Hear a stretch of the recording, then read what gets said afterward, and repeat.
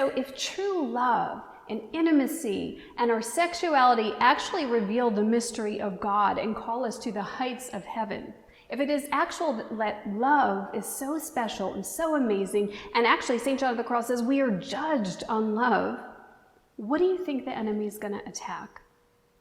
So Christopher West has this great quote. He says, if the body and sex are meant to proclaim our union with God, and if there's an enemy who wants to separate us from God, what do you think he's going to attack?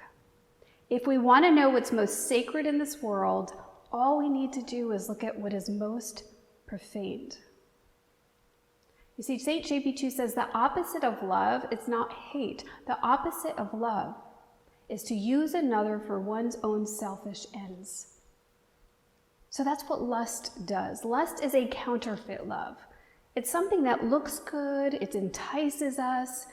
You know, it looks like it could be water, but it's not the living water. As a matter of fact, if you look at it really close, you'll see that it's a little blurry. It's a little foggy, like salt water. And when you taste it, well, it tastes wet. It looks a little like water. It tastes a little like water, but something is off. Something makes you feel afterwards shame and guilt and a negative effect. Whereas true love calls you to the heights of joy and freedom because it's the truth that sets us free. So this counterfeit love is also known as lust. You know, and the enemy, he fears a woman's beauty, so he's going to try to distort it. Because the whole world, men are drawn to a woman's beauty. Men are drawn because they're so visual to see beauty. And so when there's an apple hanging, that's not really an apple. And it's something that distracts and distorts something true, good, and beautiful. It could lead somebody down the wrong path. The enemy fears our bodies. He fears our beauty. He fears what would the world look like if we actually loved one another, if we are judged on love, if our calling is love, if love actually emulates God and God is in us and God is love. Where is the attack going to be? It's going to be on love. It's going to be on relationship. It's going to be on community. It's going to be on marriages. It's going to be trying to separate people and tear people apart because the ripple effect of love is huge. When we truly love one another, we truly sacrifice for one another the way that Jesus sacrificed for us, and we're called to be Christ-like. We're called to discipleship. When we do that, the ripple effect of that is so much greater than sin. So the enemy is actually afraid of you.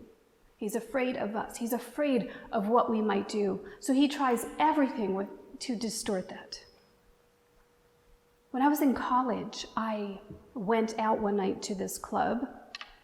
And I was out, so I can't say who, but I was out with a group of people and a really well-known, actually Catholic celebrity. And he was very nice. He was a good guy. But there at the table with us was this other really, worldwide known celebrity, one of the top celebrities you've probably ever heard of. And I'm not going to say his name because that would be gossip. But here's what happened. The guy sitting next to me said, so-and-so, the celebrity, wanted to go home with me. And I'm like, what do you mean he wants to go home with me? I don't even know him. And he said, and the guy said, well, don't go. And I said, well, why? And he said, well, don't tell him I told you, but he has a contest going on, and he's up to 2,000 women. See, that's what happens when desires get turned to selfish gratification, where people become objects and just pieces and just a game. It distorts something that is meant to be good, true, and beautiful. Unfortunately, that's the culture that we live in. I also had someone tell me recently, well, to get over somebody, you got to get under somebody. And I was just like, what? To get over somebody, we got to get under somebody. That's a lie. Yes, maybe in that moment, if you're with somebody else, it's going to take your mind off that other person in the moment, obviously. But afterwards, there's shame, there's guilt. And if you're really in love with someone else or your heart is yearning for someone else, it's never going to change that. We live in a culture that's distorting things, that's distorting truth.